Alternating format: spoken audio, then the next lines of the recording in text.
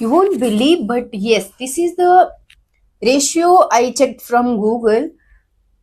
Nowadays, also, 90% of people are going or accepting the arranged marriage. Like, I can't believe कि अभी के time पे I don't think कि जहाँ पे 90% लोगों के बॉयफ्रेंड और गर्लफ्रेंड है और रिलेशनशिप में है, वहां पे भी 90% मैरिजेस अभी भी अरेंज्ड हो रही हैं। सो आप सोच सकते हैं ये जो रेशियो है कितना खतरनाक है। और ये रेशियो आप गूगल में चेक करेंगे तो आपको पता चलेगा। तो आप सोचो कि अगर 90% लोग रिलेशनशिप में रहने के बाद अगर वहां पे रेशियो दिखा रहा है कि 90% लोग अरेंज मैरिज कर रहे हैं, तो क्या इश्यूज आएंगी सोसाइटी में। इसी टॉपिक पे हम बात करने वाले हैं। हाय, दिस इज रश्मि और आप देख रहे हैं रियलिटी चेक, जहां पे हम बात कर रहे हैं arrange marriage versus love marriage. आज हम बात करने वाले हैं टॉपिक पे reality of Indian marriages, problems in society और the change we can do in our society. Hi guys, so हम आज जो टॉपिक चूज कर रहे हैं, आई डोंट नो कितने लोग इससे अग्री करेंगे, बट शायद जो मेरे जनरेशन वाले हैं या फिर 22 to 35 40 एज वाले जो हैं, इनको बहुत अच्छे तरीके से पता है। क्योंकि यहाँ पे ना लड़के लड़कियां सारे ही ऑलमोस्ट समझो तो ऑफिस जा रहे हैं, कॉलेज में हैं और बहुत सारे डिफरेंट डिफरेंट जॉब में हैं। और कुछ अभी भी जो गांव की लड़कियां हैं, चलो उनका मैंने समझ लिया कि अभी भी उनके पास कोई चॉइस नहीं है, उनको अरेंज मैरिज ही करना पड़ रहा है। And the reality of Indian society is कि यहाँ पे लोग अभी भी कास्ट के पीछे पागल हो गए हैं। अभी भी कास्ट मैटर कर रहा है, where as we need to talk on education. And as we discussing कि 90% लोग अभी भी अरेंज मैरिज चूज कर रहे हैं, तो क्यों चूज कर रहे हैं। और उसमें जो सबसे बड़ा फैक्टर होता है वो होता है सोसाइटी। अभी भी हमारे सोसाइटी में जो लव मैरिजेस हैं उनको इतना ज्यादा गंदे तरीके से देखा जा रहा है। एक्चुअली सिर्फ लव मैरिज नहीं, मैं दो चीजों को यहाँ पे लेकर चलूंगी, लव मैरिज और डिवोर्स। अगर कोई लव मैरिज भी कर रहा है तो उसके सोसाइटी में बहुत ज्यादा उसका एकदम ये किया जा रहा है, पता नहीं ऐसे है वैसे है जो भी है। और लव मैरिज में जहाँ पे लोगों को समझना ये चाहिए कि हाँ, दो लोग एक दूसरे को जान रहे हैं, समझ रहे हैं, और उसके बाद इन लोगों ने डिसीजन लिया है कि हाँ, हम आगे का 35 40 ईयर्स अच्छे से स्पेंड करने वाले हैं। वहीं पे लोग इस चीज को बहुत गंदे तरीके से, बहुत गंदी नजर से देख रहे हैं। जहां पे हमें हमें ये सिखाया गया है कि इस संसार का सबसे एकमात्र जो सत्य है वो है प्रेम। लेकिन उस प्रेम को इतना बदनाम कर दिया जा रहा है, उस चीज को इतना बदनाम कर दिया जा रहा है कि लोग प्यार और फैमिली, ये दोनों में से एक को चूज करना पड़ रहा है। क्योंकि अगर एक को चूज नहीं किया तो फैमिलीज की ये आएगी एक्सपेक्टेशन, और उनकी तरफ से ये डिसीजन सुना दिया जाएगा कि ठीक है, अगर तुम्हें हमारी मर्जी से शादी नहीं करनी तो तुम्हें करना है, तुम कर सकते हो, लेकिन बाद में ये उम्मीद मत रखना मेरे से कि you will be invited in my home. अभी वो घर सिर्फ उनका हो गया, अब उस घर पे उस बच्चों का कोई अधिकार नहीं है। उन्हें क्लियरली ये दिया जा रहा है कि you will not be invited in my home. ठीक है, तुम्हारी मर्जी है, तुम करो, तुम करके जा सकते हो शादी। एंड अब दूसरे टाइप की फैमिली का सुनो। ये तो फर्स्ट टाइप की थी कि हाँ चलो, बहुत ज्यादा इमोशनल ड्रामा नहीं किया, बोल दिया कि you will not be invited, और कोई फंक्शन में इस चीज में हम तुम्हें पूछेंगे नहीं, बुलाएंगे नहीं। अभी दूसरे टाइप की फैमिली, क्योंकि उनको पता है कि जो मेरा बच्चा है वो मेरे से इतना जुड़ा हुआ है, मेरे से इतना कनेक्टेड है कि वो मुझे छोड़कर कहीं जा ही नहीं सकता है। तो यहाँ पे बात क्या आ जाती है कि ठीक है, तुम्हें शादी करनी है ना, कर लो, लेकिन जिस दिन तुम्हारी शादी के बारे में पता चलेगा तो तुम मुझे इस दुनिया में नहीं पाओगे। और बहुत सारी इमोशनल ड्रामा, मैं ये कर लूंगा, वो कर लूंगा, मैं इस दुनिया में रहूंगा नहीं, ये सारी चीजें। अभी आप ये सोचो, एक लड़का है जो अपने लिए, खुद के लिए पार्टनर ढूंढ लिया है, मानो वो इंजीनियर है या डॉक्टर है, चलो डॉक्टर का एग्जाम्पल ले लेते हैं। अभी अगर आप उसे एक इंजीनियर से शादी करा रहे हो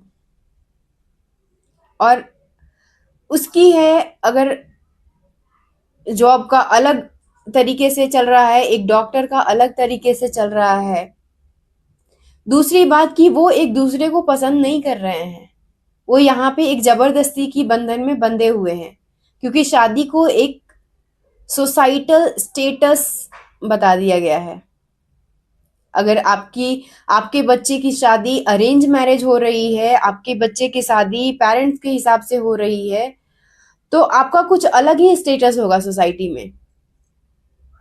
अगर आपका बच्चा लव मैरिज कर लिया है तो आपका स्टेटस अगर यहाँ है तो यहाँ आ जाएगा, और उसमें भी अगर इंटरकास्ट मैरिज कर लिया तो वो तो फिर समझो कहीं है ही नहीं, एग्जिस्ट ही नहीं करता सोसाइटी में। जहां पे हमारी सोसाइटी में अरेंज मैरिज का और लव मैरिज का जो ये तरीका आप देखो, अगर आप कोई इंसान लव मैरिज कर रहा है तो उसे पता है कि हाँ, सामने वाला बंदा भी जितना मेरे माँ बाप ने पढ़ाया है उतने ही दूसरे जो मेरा पार्टनर है उसके भी माँ बाप ने पढ़ाया हुआ है, वो भी मेरे जितना काबिल है, तो फिर दहेज और ये सभी चीजें क्यों। और उन्हें बहुत सारी चीजों की अंडरस्टैंडिंग भी होती है। बट अरेंज मैरिज, मुझे तो लग रहा है कि अगर लड़का भी इंजीनियर है, लड़की भी इंजीनियर है, फिर भी डाउरी लड़कियों के साइड से 50 लाख तो ये मिनिमम हो गया, आपको देना ही देना है। लड़की को पढ़ाओ लिखाओ हर चीज कराओ, और उसके बाद अरेंज मैरिज के नाम पे भर भर के डाउरी दो। फिर हम बात करते हैं कि एडजस्टमेंट। आपकी शादी में ना तो अंडरस्टैंडिंग है, ना प्यार है, ना रिस्पेक्ट है, कुछ भी नहीं है, ना आप एक दूसरे को जानते हो, और आपसे उम्मीद ये रखा जा रहा है कि जिससे भी तुम्हारी शादी कर दी गई है अब यही तुम्हारा मतलब जन्मों जन्म का साथी है, सिर्फ एक जन्म का नहीं, 7 जन्म का ये तुम्हारा साथी है। अभी तुम्हारा मतलब तुम उसके साथ कंफर्टेबल हो या नहीं हो, तुम्हारी उसके साथ बनती हो या नहीं, लेकिन तुम्हें ये शादी चलानी है। तुम डिवोर्स नहीं ले सकते। तुम एंजाइटी से सफर कर सकते हो, डिप्रेशन से सफर कर सकते हो, तुम अकेले उस चीजों से जूझते झेलते तुम अपनी जान दे सकते हो, लेकिन तुम डिवोर्स नहीं कर सकते, क्योंकि अगर तुमने डिवोर्स कर लिया तो हमारी सोसाइटी में बदनामी हो जाएगी। यहाँ तक कि मैं दूसरों का क्या, मैं खुद का एग्जाम्पल बताना चाहती हूँ कि मैं अपनी शादी से पहले अपने डिवोर्स का प्रिपरेशन कर रही थी, क्योंकि आई वॉज अवेयर कि करना तो मुझे अरेंज मैरिज ही है, होना तो मेरा अरेंज मैरिज ही है, और आई डोंट नो कि जो लड़का होगा वो किस तरीके का होगा, जो चीजें मुझे पसंद है वो चीजें, वो क्वालिटी उस लड़के में होगी या नहीं होगी, तो I am not gonna adjust with that person. और मेरी फैमिली के, आप खुद आपके फैमिली के बिहेवियर से बहुत अच्छे से जानते हैं कि किस तरीके की आपकी फैमिली है, क्या उनकी बिहेवियर है। आई न्यू कि मेरी फैमिली अगर आगे जाके कुछ भी होता है इश्यूज, तो अगर मैं बोलती हूँ कि मुझे अलग होना है तो ये अलाउ नहीं करेंगे। इसलिए मैंने अपनी शादी से पहले मैं अपने डिवोर्स का प्रिपरेशन कर रही थी। अभी सोचो, आई डोंट नो कितने लोग ऐसे प्रिपरेशन कर रहे होंगे, बहुत सारे लोग। अब मैं अपनी स्टोरी यहाँ पे बता रही हूँ क्योंकि मैं आज उस कंफर्ट जोन में आ गई हूँ, मैं अपने लिए स्टैंड लेना सीख गई हूँ, इसलिए मैं ये स्टोरी बता रही हूँ। बट अभी भी बहुत सारी लड़कियां पढ़ी लिखी हैं, बहुत अच्छे पोस्ट पे हैं, बट फिर भी वो अपनी ये जो चीजें हैं नहीं बता सकती हैं, और उसके पीछे बस उनका एक ही डर होता है, फैमिली। क्योंकि हम बच्चे इतने ज्यादा कनेक्टेड होते हैं अपने फैमिली से कि हम उनको खोना नहीं चाहते हैं, लेकिन फैमिली किसी भी हद पे, उनका बच्चा कुछ भी हो जाए उसके साथ, बट उनकी स्टेटस खत्म नहीं होनी चाहिए। अरेंज मैरिज करवा के उनकी स्टेटस सोसाइटी में मेंटेन रहनी चाहिए। आपको ऐसा नहीं लगता है कि एक सोसाइटी हो जहां पे लोग सिर्फ शादी को प्रायोरिटी ना दे, कि चाहे कुछ भी हो जाए तुम्हारा लाइफ का आखिरी गोल शादी ही होना चाहिए।